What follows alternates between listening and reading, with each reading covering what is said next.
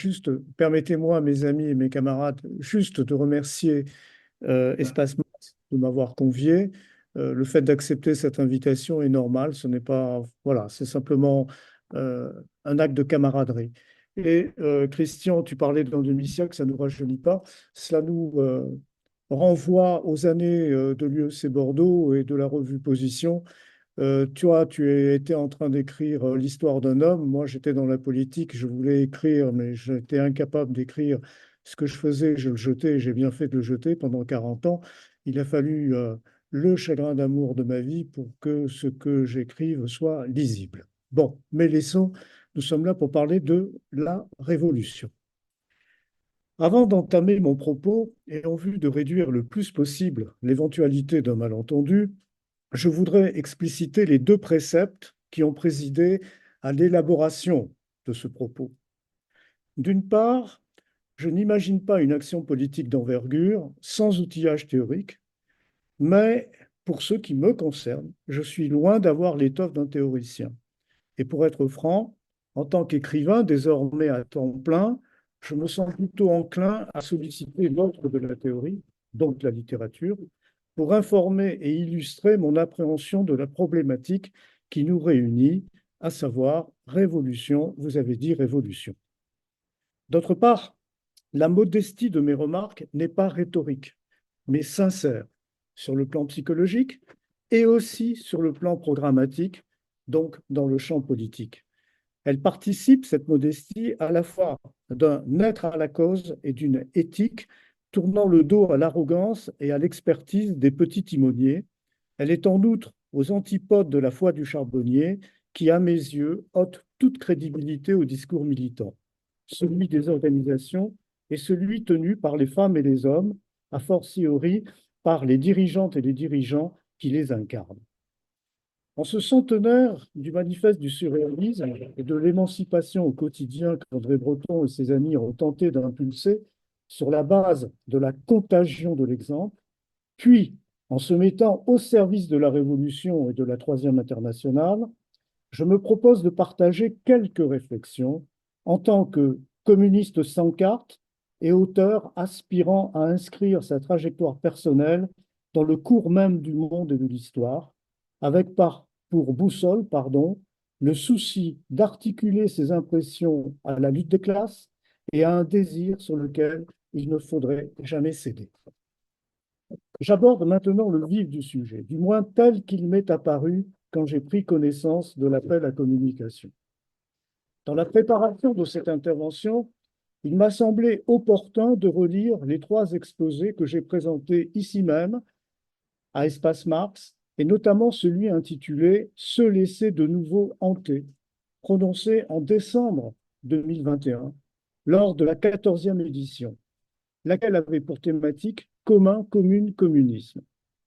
Après m'être ainsi rafraîchi la mémoire, j'ai eu le sentiment, pour l'essentiel, que ce qui était advenu depuis en France et dans le monde n'infirmait pas les thèses que j'ai avancées alors. Cette assertion, j'en ai bien conscience, a de quoi surprendre. Serais-je sourd? Serais-je aveugle aux réalités?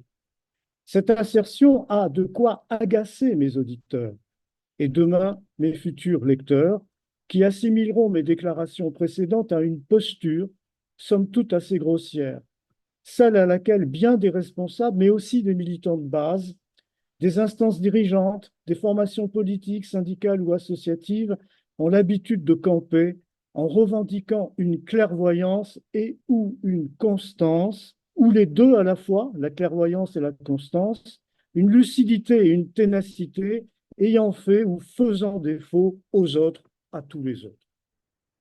Il n'empêche il n'empêche que depuis les premiers jours de 2022, en effet, les événements témoignent, tant à l'échelle planétaire qu'au niveau national, d'une exacerbation des tensions et d'un approfondissement des situations de crise. Ainsi, en Europe, de la guerre opposant la Russie et l'Ukraine soutenue par l'OTAN, au Moyen-Orient, de la guerre qui ravage Gaza, le Liban, la Syrie, au risque d'un possible embrasement de toute la région. Enfin, en France, En témoigne l'aggravation du marasme politique et institutionnel à la suite de la dissolution de l'Assemblée nationale par le président Emmanuel Macron au soir de sa défaite et de la défaite de ses affidés aux élections européennes, et maintenant, au lendemain de la censure du gouvernement Barnier, avec pour conséquence un horizon économique et social encore plus dégradé pour les classes et couches populaires. En fait, sur tous les continents, la globalisation accroît à des degrés divers le mal-être des individus et des peuples, les antagonismes et les différends, et la dévastation des ressources naturelles. On m'accordera qu'il serait inconsidéré et pour le moins désinvolte de qualifier ces bouleversements et vicissitudes de simples péripéties. Vous pouvez, chers amis et chers camarades, estimer que je galège. En parcourant cette contribution de 2021, je rappelle son titre, Se laisser de nouveau hanter, j'ai éprouvé la tentation de substituer le mot révolution à celui de communisme et de reprendre ces feuillets sans plus rien y changer aujourd'hui. L'idée d'une mystification de ce genre, je l'avoue, m'a traversé l'esprit. Mais rassurez-vous, je me suis interdit d'être aussi irrévérencieux à votre endroit. Cette année, en effet, nous ne célébrons pas le centenaire de Dada. Même dématérialisé, vous n'avez pas à craindre d'essuyer de ma part un quelconque jet de prune, je vous le promets, car je ne me suis pas mis en tête d'imiter André Dupont, alias Aguigui Mouna, quand celui-ci, dans la décennie 1970, au quartier latin à Paris et place de l'Horloge à Avignon, lors du festival de théâtre, prolongeait le geste des compagnons de Tristan Tzara, ayant eu le toupet 50 ans plus tôt de bombarder de fruits les spectateurs venus les écouter et de les houspiller d'un joyeux « Mais vous êtes venus pour des prunes ». Même si dans des conjonctures analogues à la nôtre, le recours à la dérision peut constituer, dans l'ordre du symbolique et de l'imaginaire, une parade efficiente au désespoir, je vous en épargnerai le tour et les détours, préférant vous inviter à un itinéraire de pensée à la portée de tous les inconscients pour gauchir un papillon surréaliste fameux. Je rappelle, ce papillon, c'était le surréalisme à la portée de tous les inconscients. Ce parcours que je vous propose de suivre avec moi, je le baliserai de deux formules. L'une empruntée à Roland Barthes, la voici, l'idée révolutionnaire est morte en Occident, elle est désormais ailleurs, elle date de 1968. Et l'autre formule, je l'emprunte à Gilles Deleuze, la voici, qu'est-ce que mai 68? Un devenir révolutionnaire sans avenir de révolution, et on la trouve dans l'abécédaire 1988-1989, repris en 1995. Je m'interrogerai donc à haute voix, en évitant le plus possible la posture du sachant, quant aux conditions qui permettraient demain à un devenir révolutionnaire d'avoir un avenir. En 2021, j'ai soutenu que la construction d'un pôle révolutionnaire d'obédience communiste exigerait une refondation sur le plan de la doctrine comme dans les formes d'organisation. Pour ce faire, il faudrait se placer en position d'inventer et non pas de replâtrer. L'histoire, en multipliant crimes, erreurs, fautes, tragédies, trahisons au sein du peuple, a hypothéqué le pouvoir d'attraction et d'entraînement de nos références politiques et théoriques, et elle a transformé un ensemble de thèses émancipatrices en repoussoirs. Elle a passablement discrédité un mouvement ouvrier, indépendamment du degré de responsabilité dans le marasme général de chacune de ces organisations et courants, lequel mouvement, incapable d'enrayer la démoralisation des siens, ne se survit que grâce à un noyau de fidèles et d'inconditionnels, vieillissant, j'en fais partie, et à un renouvellement échevelé de ses membres, si bien que le parti de France le plus nombreux n'est autre que celui des ex et des anciens membres qui l'ont quitté, ni en renégat, ni en apostat, mais en inconsolables déçus. J'appelais donc, en 2021, de mes voeux une très longue marche, dont rien n'assurait qu'elle serait couronnée de succès, détachée du calendrier électoral et articulant la bataille pour l'hégémonie à un grand arrière bâtie sur un réseau d'initiatives quotidiennes, non marchandes, de nature à préfigurer un autre monde opposable au monde du capitalisme sans travail, au monde de la société sans trop de contact, de l'image dupliquée et des écrans plats.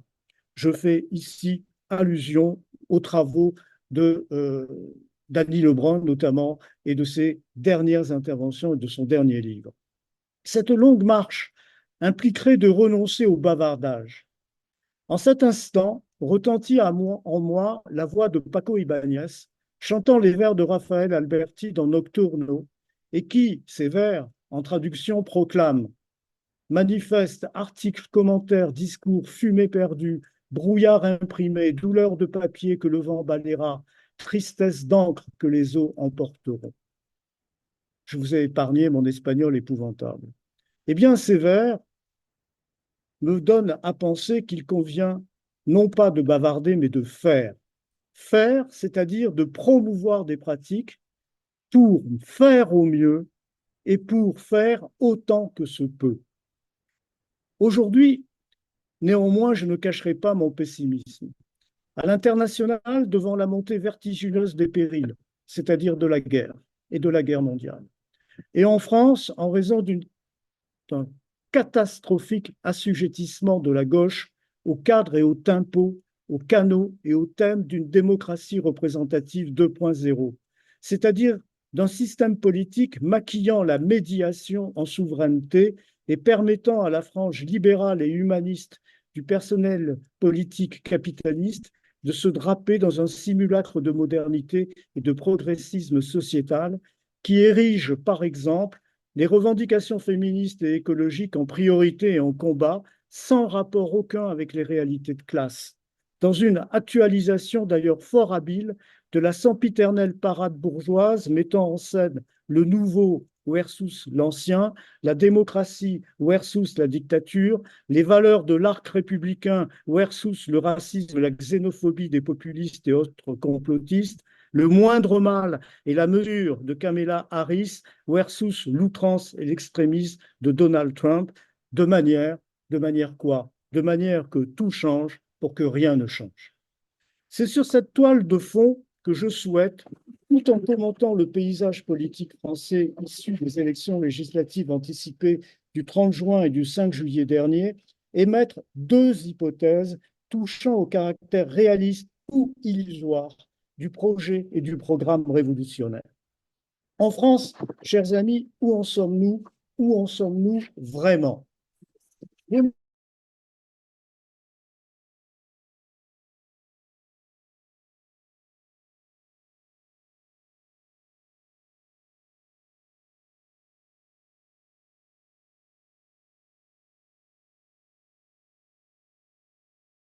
Exige à la fois une connaissance précise de l'histoire et la plus juste appréhension possible de la société que l'on aspire à réformer, a fortiori à révolutionner.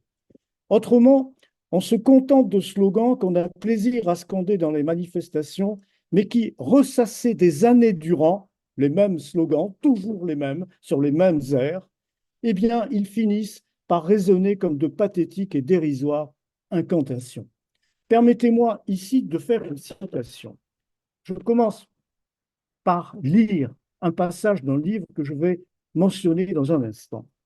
Je cite, les formes politiques que nous mobilisons et que nous prenons pour des modes d'action sont en réalité des rituels dénués d'efficacité. Nous confondons la politique et le spectacle et ce que nous appelons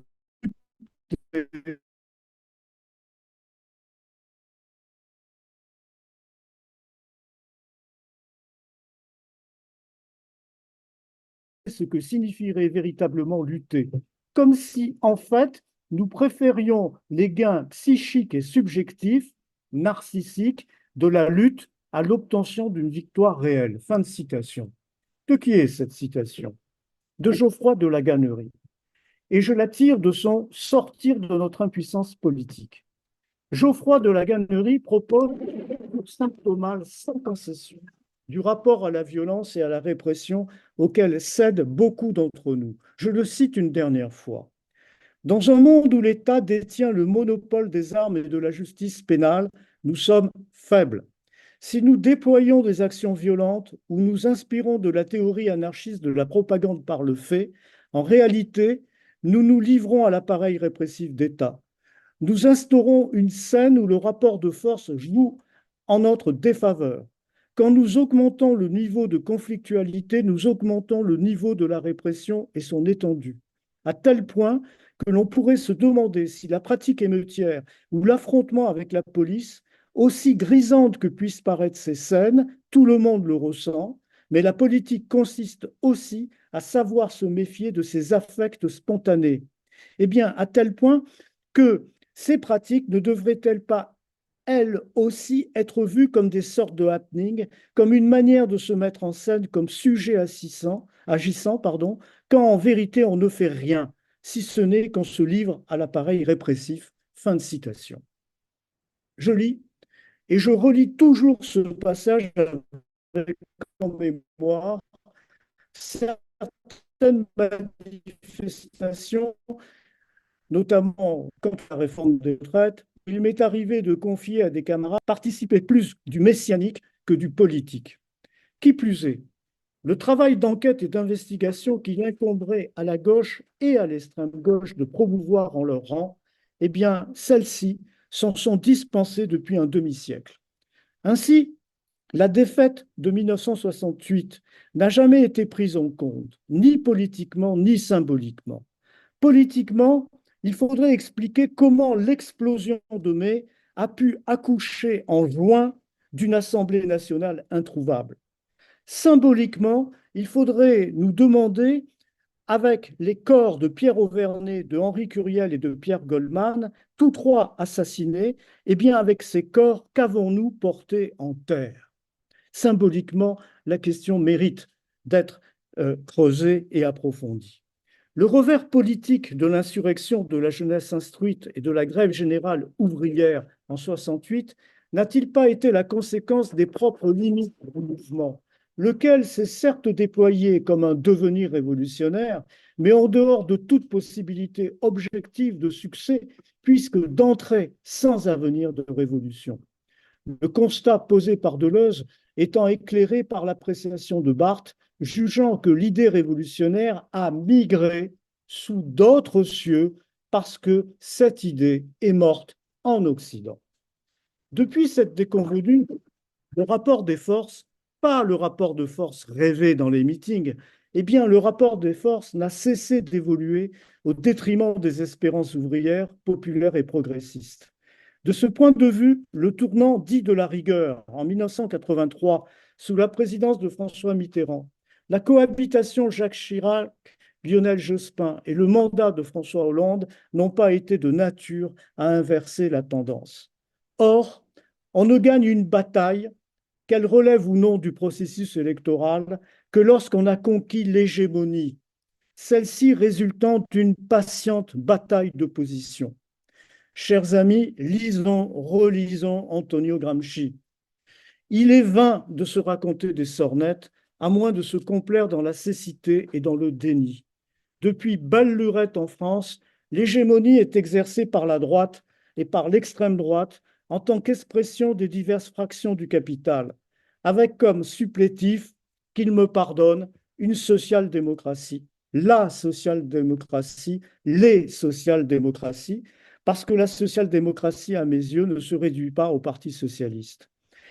Avec une social-démocratie ou des social-démocraties qui a servi de marchepied et une extrême gauche parlementaire ou estrap qui donc confond le sociétal avec la contradiction principale, l'antagonisme opposant les producteurs à celles et ceux qui estoquent la plus-value et jouissent du profit généré par les secteurs en expansion de l'économie distributive. Chers amis, regardons les chiffres, ne rêvons pas. Une gauche et une extrême gauche à environ 30%. Je prends les chiffres du ministère de l'Intérieur, 27,99% pour le nouveau Front populaire et 1,15% pour l'extrême gauche. Eh bien, avec 30%, cela atteste d'un pays, hélas, majoritairement à droite et à l'extrême droite. Depuis des décennies, Les appels à faire barrage au FN, puis au RN et à leurs alliés ont été présentés comme une nécessité salutaire. Chirac contre Jean-Marie Le Pen, Macron contre Marine Le Pen. En 2017, la une de Libération affichant un Faites ce que vous voulez, mais votez Macron était emblématique de cette reddition aux injonctions des tenants de l'arc républicain. Depuis le 9 juin de cette année, et entre les deux tours des législatives anticipées provoquées par la dissolution de l'Assemblée nationale, ces prescriptions ont conduit une nouvelle fois la gauche et l'extrême gauche à s'aliéner toute autonomie politique afin de sauver la République et la démocratie. Le retrait des candidats du nouveau Front populaire arrivé en troisième position a été annoncé d'une manière unilatérale par un Jean-Luc Mélenchon qui, en 2022, en appelant à ne pas donner une seule voix à Marine Le Pen, s'était abstenu d'inciter les électeurs à se reporter sur Emmanuel Macron. Je rappelle Mélenchon et je le cite dans le texte. En 2022, que disait-il? Je comprends que quand on a été éborgné par M. Macron, on n'ait pas envie de voter pour lui. Et il disait 21 lois contre les libertés dans ce pays sous le mandat de M. Macron, 11 sur des questions sanitaires et 10 sur le reste. Je comprends, après toutes les brutalités sociales auxquelles il s'est livré, que les gens n'aient pas envie. Ça, c'était en 22, pas en 24. Le désistement de ces dernières législatives a non seulement permis la réélection d'Elisabeth Borne, de Darmanin. Elle a permis à Renaissance et à Ensemble d'obtenir un nombre de députés qu'aucun sondeur ne leur promettait. Mais ce désistement a engendré des résultats qui nous ont fait entrer dans une période de grandes manœuvres politiciennes et électoralistes. Du côté de Macron, que ce soit au sein de la formation politique qu'il a inspirée ou auprès de ses alliés, les prétendants à la suite, à ce qu'il arrivera après lui, eh bien, les prétendants se pressent au portillon.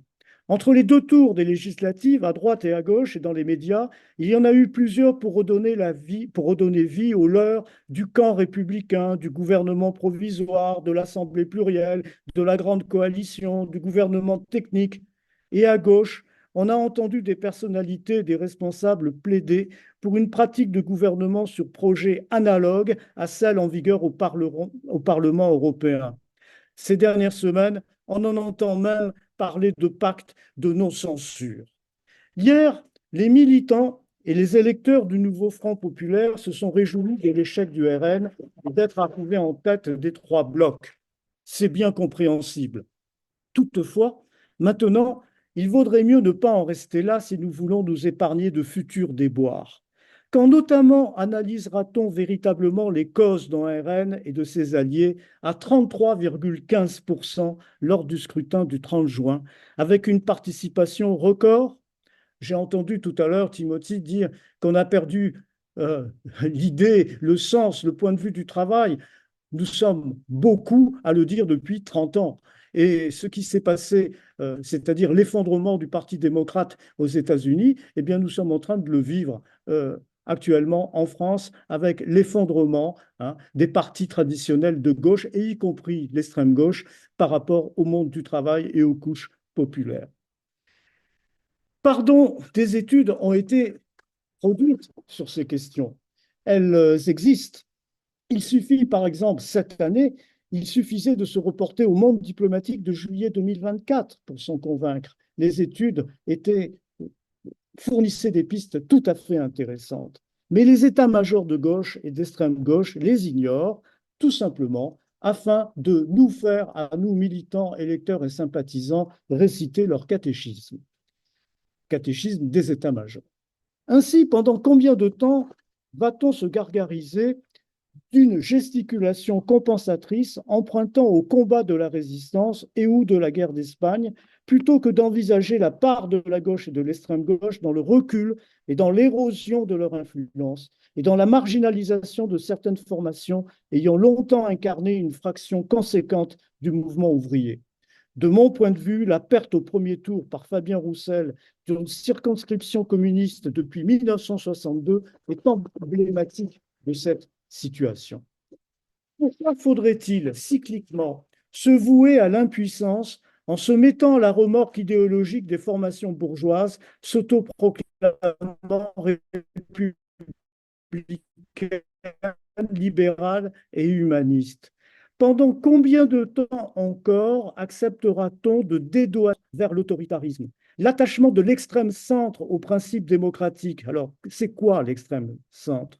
C'est un extrême centre qui n'hésite guère à faire tirer au LBD 40 et à sortir les blindés de la gendarmerie dans les rues à Paris, à Bordeaux, comme en Nouvelle-Calédonie. Eh bien, quelle est la crédibilité de cet extrême centre, de ces formations bourgeoises? Elle est aussi crédible, elle est aussi forte que celle du monde dit libre. L'Occident et les démocraties occidentales, et je distribue les guillemets à Occident et à démocratie occidentale, quand ce camp-là prétend s'ériger en modèle face au régime autoritaire des autres continents. On fait la leçon à Poutine en raison de l'agression russe de l'Ukraine et on continue de livrer les bombes à Tsahal pour écraser Gaza et le Liban. Ce deux poids, deux mesures a du mal à être accepté par les trois quarts de la planète. Il suffit de regarder les votes à l'ONU. Beaucoup me railleront en me rapprochant de nous sacrément le tableau. Il me déplaît de singer Cassandre, mes amis, mais je vous rappelle que Cassandre n'a pas eu tort. Troie a été prise, pillée, incendiée et arasée. La gauche et l'extrême gauche française, ainsi que l'histoire les a modelées, demeureront impuissantes en termes de transformation sociale, a fortiori de révolution, tant que leurs certitudes feront obstacle à une meilleure saisie de leur part du monde et de leur rapport à celui-ci. Je postule néanmoins qu'une composante de celle-ci puisse surmonter cet aveuglement. S'y soustraire supposerait probablement que ses membres infléchissent leurs pratiques politiques et modifient leur corps de doctrine sur au moins deux points. Ce sont les pistes dont, au seuil de mon argumentaire, j'ai annoncé la divulgation, quitte à être sévèrement brocardé par vous. Première postulation. Les discours diffusés par les dispositifs d'information et de communication dominants se réduisent, dans l'esprit de celles et de ceux qui les reçoivent, à quelques images, toujours simples, fréquemment simplistes, dont la capacité de mobilisation ou d'inhibition ou d'anesthésie est colossale. Trump est un virtuose de ce commerce de la pensée. Ses sorties les plus folles du point de vue de la raison résonante de ses adversaires et critiques, cheminant dans la population états-unienne et dans la société en représentation, dont le potentiel d'influence en sa faveur est majeur, à l'inverse de ce qu'on pourrait croire et de ce que nous pourrions, nous, les intellectuels, croire. Il serait judicieux que la gauche et l'extrême gauche aient le souci se demandant cette machinerie traite leurs textes et leurs possibles tributaires, d'en maîtriser le plus possible les effets, d'en voir le moins possible leur impact inversé.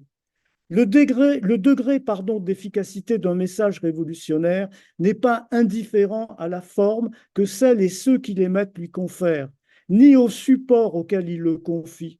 Parmi la myriade d'informations en circulation dans la sphère sociale, il fait symptôme en s'en distinguant. Son interprétation par celles et ceux qui en sont les destinataires peut se démarquer et contredire les intentions de celles et ceux qui l'ont initié ou relayé. Tout militant d'une cause est un propagandiste de celle-ci. Il devrait idéalement agir en intellectuel organique, Gramsci, œuvrant à cette aune en sémioticien, en analyste et en poète aux pieds nus, de Véza. Seconde postulation, celles et ceux qui ont le plus intérêt à un changement de système économique, ceux qui ont intérêt à l'abolition des rapports de production fondés sur l'exploitation de celles et de ceux qui travaillent au profit de celles et de ceux qui accaparent la plus-value produite par les premiers, sont principalement dans ce qu'on appelait jadis le tiers-monde, les pays émergents, le Sud global. Tandis qu'ici, en Europe et en Occident, les conditions matérielles d'existence, assurées par le pillage et la dévastation du reste du monde, tendent à alimenter au mieux le réformisme, au pire le conservatisme. Par conséquent, si l'idée révolutionnaire est encore vivante, elle l'est là-bas, de l'autre côté de notre monde, mais plus du tout en nos contrées.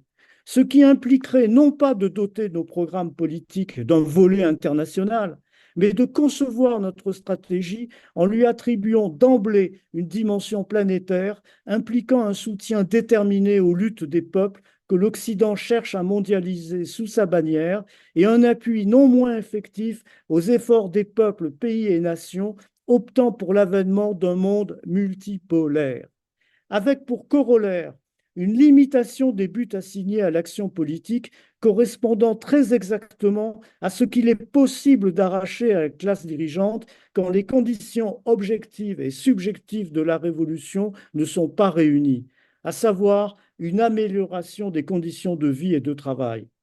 Est-il insensé d'imaginer, sans verser dans le déterminisme, que ce déplacement de l'aspiration révolutionnaire vers des horizons extra-européens et extra-occidentaux, concomitamment désormais dans le vieux monde et ses extensions nord-américaines et du Pacifique, la petite bourgeoisie et des couches intermédiaires intellectuelles, explique l'affadissement du mouvement social dans ces zones culturelles où pourtant il s'est constitué au XIXe siècle et explique le décalage entre la profusion d'analyses qui est formulée, nos travaux le prouvent, généralement dans la solitude du cabinet, et la difficulté de la jonction du cabinet et du mouvement social, de ce même mouvement social, sa difficulté à s'approprier les travaux du cabinet pour nourrir sa résistance au néolibéralisme.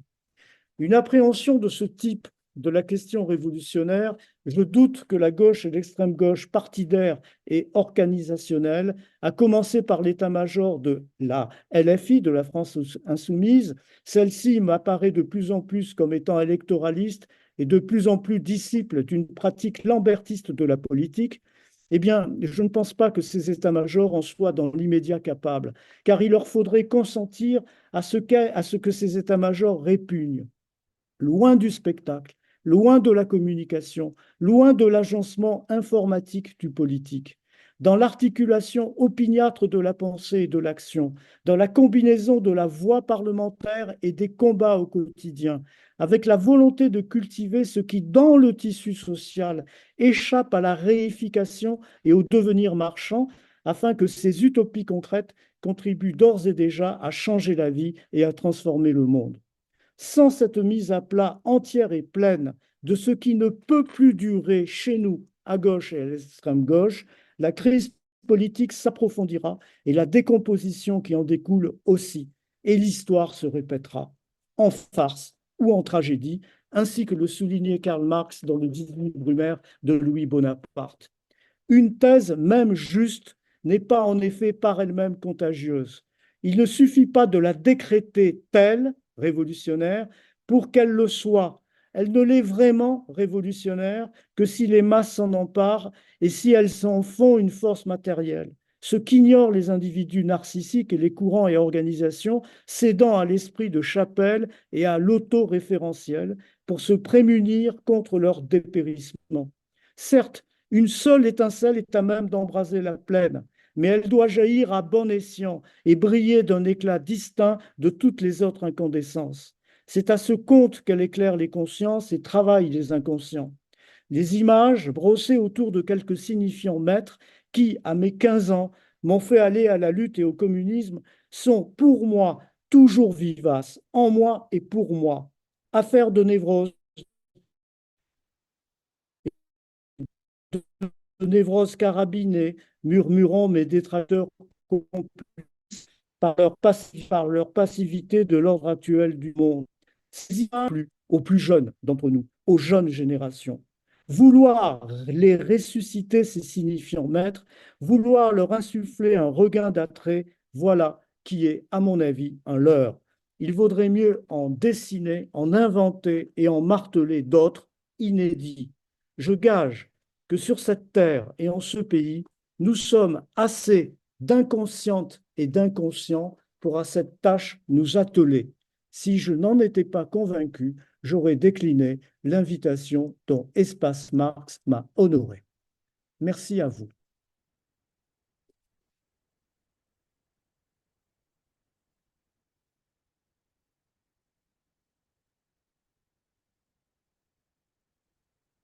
Je ne vous entends plus. Je n'entends plus rien. Bon, vas-y, J'entends, maintenant tu peux y aller. j'entends, Hein, j'entends. t'entends là? Oui, oui, oui. Bon. Parfaitement. D'abord, Bon, merci, et on t'a applaudi à la fin de ton intervention. Tu n'as rien entendu, mais c'est pas grave. Donc, on va continuer. Il nous reste 5-10 minutes pour pas trop décaler dans le temps les oui, autres interventions. écoute, c'est un texte fleuve, c'est un texte presque manifeste sur l'idée du devenir révolutionnaire. Quand on mobilise effectivement Deleuze, c'est important, j'entends faire un peu Foucault, et que effectivement l'idée révolutionnaire, ça réfère au monde des idées, au monde des idéaux. Moi, je crois pas trop aux idées, donc je pense que c'est la pratique, et tu l'as un peu dit, qui compte, c'est-à-dire le faire. Moi, je travaille sur le philosophe Étienne Souriau, qui me semble absolument très important aujourd'hui, sur les modes d'existence, mais pas à la tour, hein. Effectivement, le mode d'existence révolution en Occident me semble compliqué dans la mesure où l'imaginaire de la consommation, et je ne suis pas le seul à avoir dit, est entré dans cette jouissance de la consommation. Et la jouissance de la consommation, c'est une manière de faire avec le plus de jouir lacanien qui, de toute façon, nous coupe de toute conscience citoyenne. C'est-à-dire du fait que, effectivement, pour moi, le discours des partis, pour reprendre Foucault, aujourd'hui, me semble atterrant. Enfin, je ne crois pas du tout à ce jeu rhétorique qui n'embraye pas, pour reprendre un vieux concept, c'est-à-dire qui ne, pourquoi il n'y a pas de contagion? Il n'y a pas de contagion parce que la parole, enfin, je vais dire, les gesticulations des uns et des autres sur les plateaux de télévision, ça me semble complètement dérisoire. Le côté tribun, je sais pas quoi, mégalo de Mélenchon est totalement presque pathologique.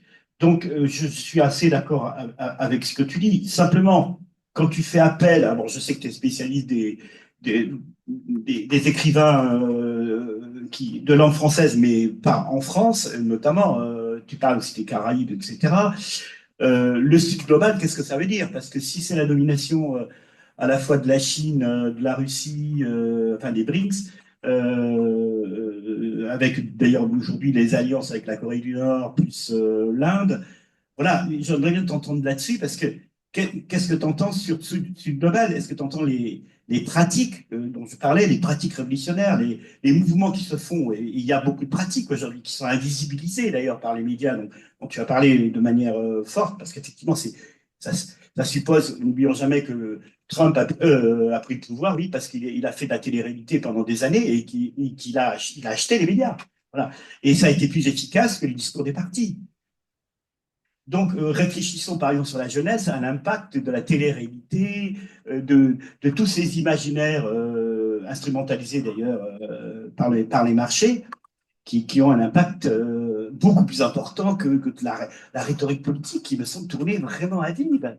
J'entends un ronron, quelque chose comme une répétition. On n'a pas parlé de la question de la répétition, une espèce de répétition qui, comme dans la névrose, hein, qui fait que ça ne se réalise pas. Et le fait qu'on a de plus en plus de mal, et vous allez voir dans quelques années, à réunir dans la rue, etc., c'est parce qu'il faut changer de cap. Peut-être qu'effectivement, la littérature, Gori parle de la créolisation, etc., bon, ces pays que tu connais bien, enfin de ces langues que tu connais bien, peut nous amener à autre chose. Mais globalement, je suis d'accord avec ta thèse. Mais j'aimerais bien que tu savoir ce que tu dis. Peut-être que tu es contre ce que je dis. Non, non, enfin, je vais essayer je vais être schématique parce qu'il ne faut pas déborder, il faut respecter ce qu'a dit Dominique. Nous n'avons plus beaucoup. Euh, comment dire? Je pense que euh, les contradictions sont telles à l'échelle planétaire que vouloir régler une question est complètement utopique. Une démarche analytique est vouée à l'échec parce que quand on prend dans la pelote embrouillée des contradictions, quand on essaie de tirer sur une contradiction pour la surmonter, ça fait bouger toutes les autres. Et que actuellement, comment dire, on est obligé d'avoir une saisie dialectique et non pas analytique.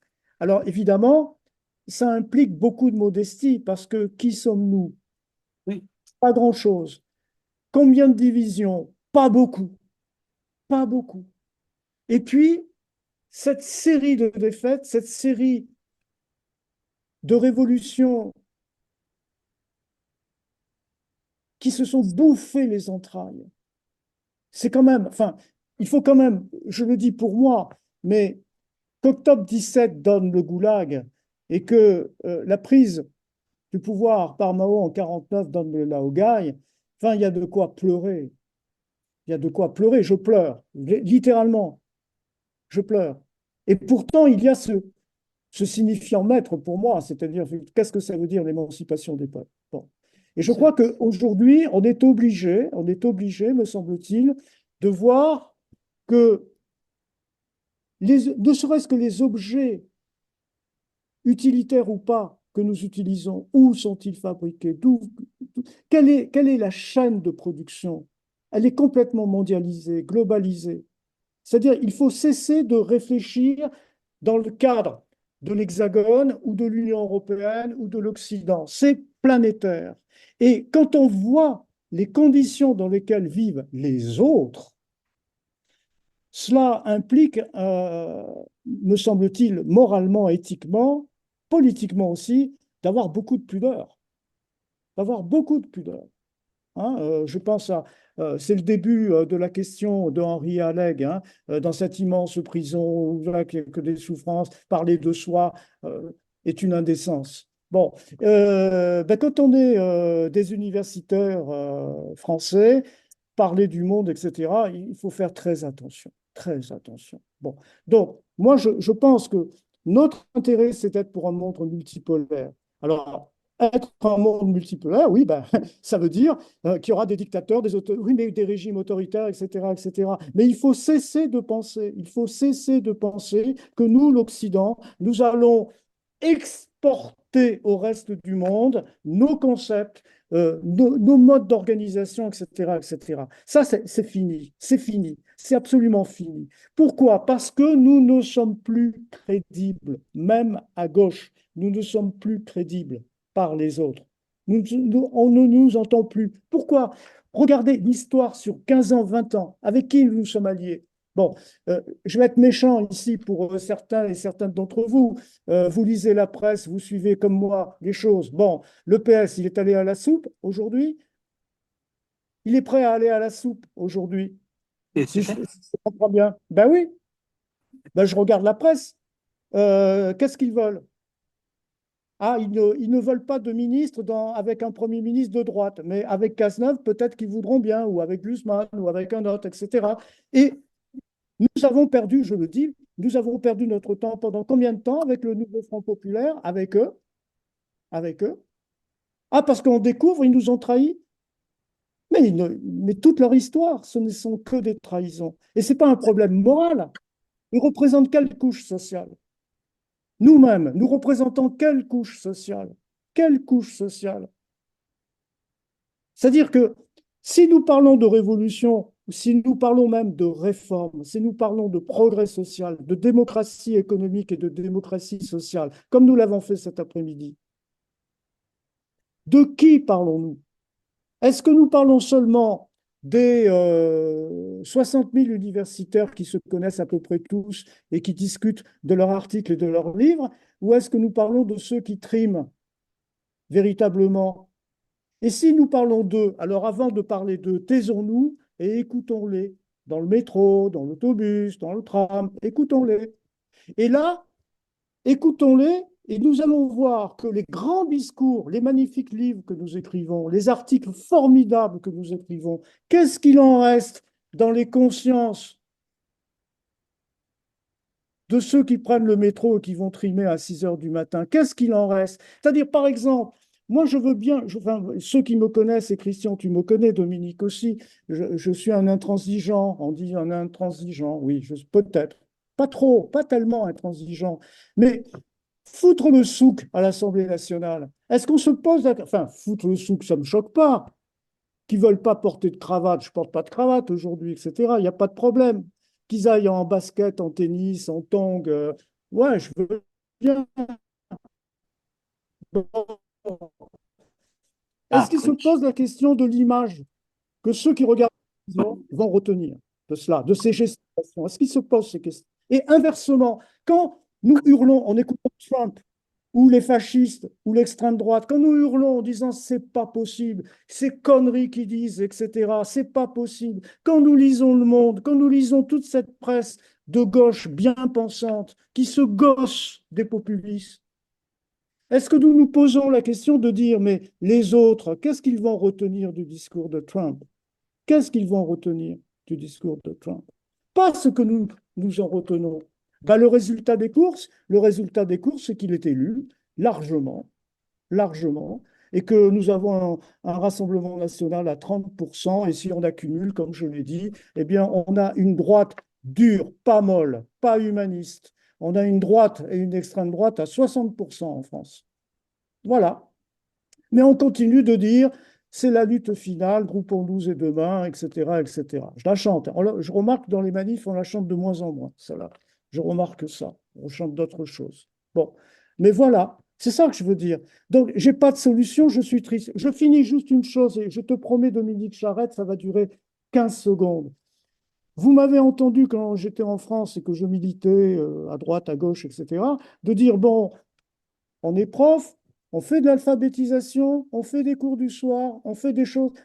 Cette action-là. Tout à l'heure, j'ai écouté, j'ai suivi l'intervenant Timothy avec beaucoup d'intérêt, mais est-ce qu'on est capable de refaire aujourd'hui ce que nos grands-parents ont fait avec le Secours Rouge international, hein, dans l'antifascisme? Est-ce que nous sommes capables de faire ça? C'est-à-dire, quand nous disons soutien, solidarité, pas seulement de rédiger un texte, pas seulement de faire une déclaration, mais de dire, tiens, les réfugiés, ben, on en prend à la maison, je donne des cours, 2 heures par semaine, etc., etc.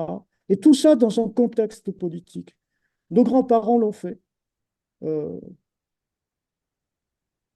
Quelques-uns d'entre nous le font, quelques-uns d'entre nous. Mais ce n'est pas une orientation politique, ce n'est pas une volonté politique. Voilà, je n'ai pas de solution. Je suis profondément triste, pas désespéré, mais profondément triste, parce que la situation me paraît terrible et les réponses modelées et drapées dans le déni. Nous nous refusons de regarder cette situation telle qu'elle est, c'est-à-dire terrible. Merci Jean-Michel. Donc, nous allons continuer nos travaux. Quelques minutes pour souffler.